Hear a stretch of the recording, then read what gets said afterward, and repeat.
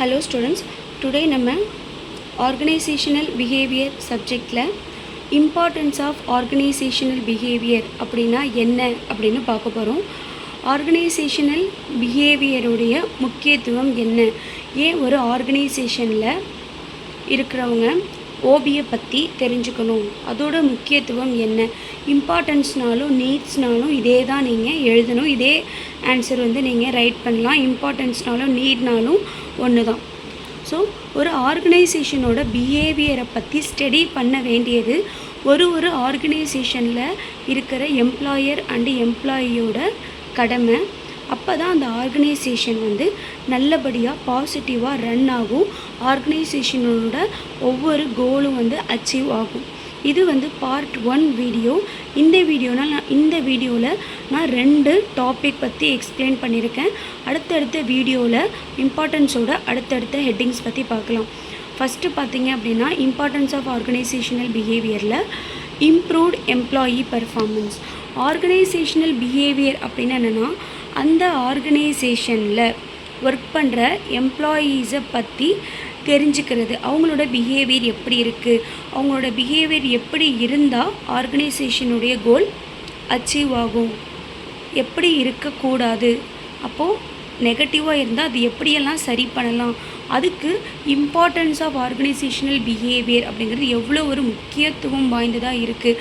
அதை ஓபி அப்படிங்கிறத ஸ்டடி பண்ணால் மட்டும்தான் அதுக்கான நாலேஜ் முழுமையாக அந்த ஆர்கனைசேஷனில் இருக்கிறவங்களுக்கு கிடைக்கும். ஸோ ஸ்டடி அப்படிங்கிறது ஓபியை பற்றின ஸ்டடி ரொம்பவே இம்பார்ட்டன்ட்.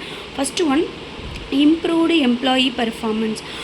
ஒரு ஆர்கனைசேஷனில் ஒர்க் பண்ணுற ஒரு எம்ப்ளாயியுடைய செயல்பாடு, பர்ஃபார்மன்ஸ், அவங்க எப்படி ஒர்க் பண்ணுறாங்க, அந்த பர்ஃபார்மன்ஸை இம்ப்ரூவ் பண்ணுறதுக்கு பாசிட்டிவான வகையில் அவங்களோட எம்ப்ளாயியோட பர்ஃபார்மன்ஸை இம்ப்ரூவ் பண்ணுறதுக்கு ஓபி ரொம்பவே முக்கியமாக இருக்குது அப்படின்னு சொல்கிறாங்க. ஆர்கனைசேஷனல் பிஹேவியர் பற்றி ஸ்டடி பண்ணுறது ரொம்பவே முக்கியமாக இருக்குது. ஸோ இதனால் என்ன ஆகும் அப்படின்னா ஓபி பற்றி நம்ம ஸ்டடி பண்ணுறதுனால எம்ப்ளாயியோட பர்ஃபார்மன்ஸை எப்படி நம்ம இம்ப்ரூவ் பண்ணலாம் அப்படிங்கிற ஐடியா அந்த ஆர்கனைசேஷனோட மேனேஜருக்கு கிடைக்கும். அதுதான் ஃபஸ்ட் பாயிண்ட்.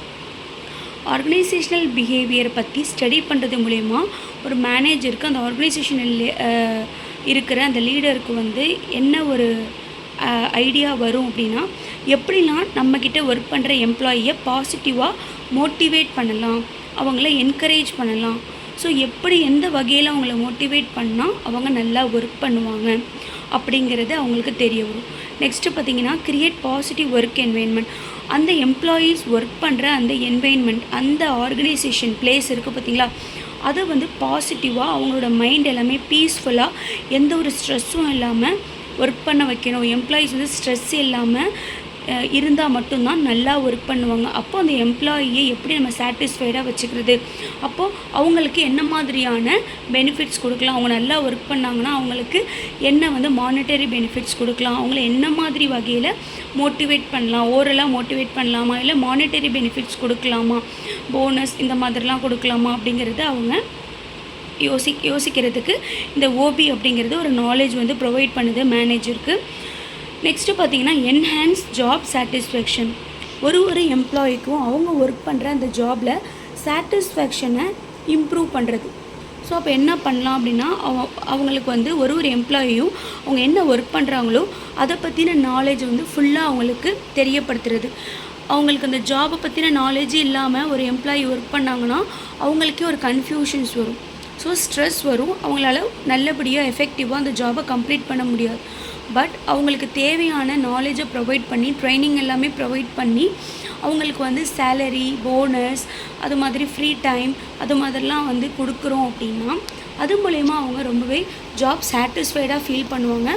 அதனால அந்த கம்பெனிக்காக எப்போதுமே ஒர்க் பண்ணணும் அப்படின்னு நினைப்பாங்க. ஏன்னா சாட்டிஸ்ஃபேக்ஷன் இல்லைன்னா அவங்க என்ன பண்ணுவாங்க, எம்ப்ளாயி ஒரு கம்பெனிலேருந்து இன்னொரு கம்பெனிக்கு போகணும்னு நினைப்பாங்க. இதே ஒரு எம்ப்ளாயியையும் சாட்டிஸ்ஃபைடாக வச்சுக்கிட்டோன்னா அவங்க அங்கேயே எப்போதுமே ஒர்க் பண்ணுவாங்க, எஃபெக்டிவான ஒரு ஒர்க்கையும் கொடுப்பாங்க. நெக்ஸ்ட்டு பார்த்திங்கன்னா அண்டர்ஸ்டாண்டிங் எம்ப்ளாயி பிஹேவியர்.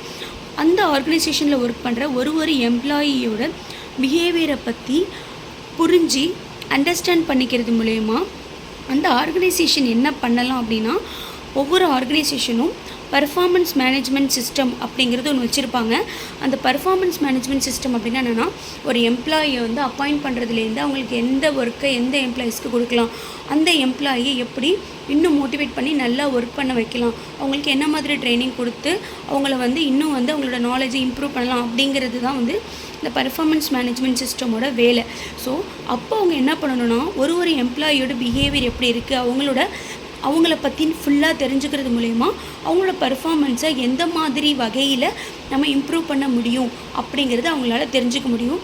இதனால் அந்த பர்ஃபார்மன்ஸ் மேனேஜ்மெண்ட் சிஸ்டம் வந்து ரொம்ப எஃபெக்டிவாக ஒர்க் பண்ணி அங்கே உள்ள எல்லா எம்ப்ளாயியை வந்து என்ன பண்ண முடியும்னா, திறமையுடையவங்களாக வந்து மாற்ற முடியும். எம்ப்ளாயி அப்படின்னா ஒர்க்கர்ஸ்.